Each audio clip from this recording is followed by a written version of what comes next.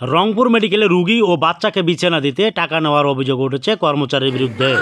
ভুক্তভোগী ও সরজমিন সূত্রে জানা যায়, রংপুরের গঙ্গাচড়া থানাধীন গজঘণ্টা ইউনিয়নের বাসিন্দা হাসানুর রহমান তার স্ত্রী রাবেয়া খাতুনকে প্রসবজনিত কারণে নিয়ে আসেন রংপুর মেডিকেল কলেজ হাসপাতালে। ওই দিন রাত 3:30টার দিকে নর্মালি প্রসব করান অত্র ওয়ার্ডের কর্মরত চিকিৎসক।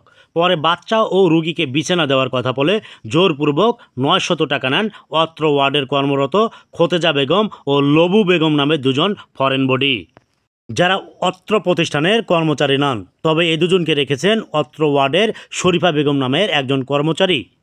এই বিষয়ে শরীফা বেগমের সঙ্গে কথা হলে তিনি বলেন, রোগীর স্বজনেরা খুশি হয়ে অনেক সময় 500 থেকে 1000 টাকা দেন, তবে এরা দুজন বিছানা দেওয়ার কথা বলে টাকা নেওয়াটা ভুল করেছে। অভিযোগ আছে, এর আগেও খোতেজা বেগম সরকারি ঔষধ চুরি করে নিয়ে যাওয়ার সময় ধরা খেয়েছিল। তারপরেও এই মহিলা কিভাবে অত্র ওয়ার্ডে ডিউটি করছে তা প্রশ্ন থেকেই যাচ্ছে।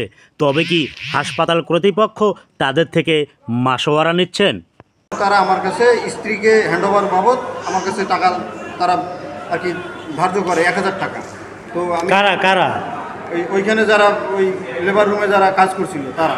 আপনি কি টাকা দিয়েছিলেন? হ্যাঁ, পরে তাদের 700 টাকা আমি দিছি। তারা 700 টাকায় মানবে না, 1000 টাকা নিবে। পরে তাদের আরও 200 টাকা এক্সট্রা দেওয়ার পর তারা আমার ওয়াইফকে আর কি বেডে দিয়ে গেছে।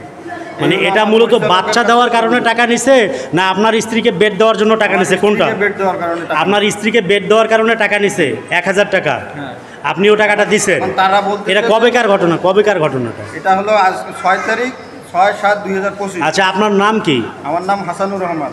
বাসা কোথায় আপনার? আমার বাসা হলো গজঘণ্টা ইউনিয়ন, হাবু 5 মাথা। গতকালকে আপনার স্ত্রীকে ভর্তি করাইছিলেন কি 11 নম্বর ওয়ার্ডে? জি। আচ্ছা, এই ঘটনাটা 11 নম্বর ওয়ার্ডেই ঘটছে। জি, 11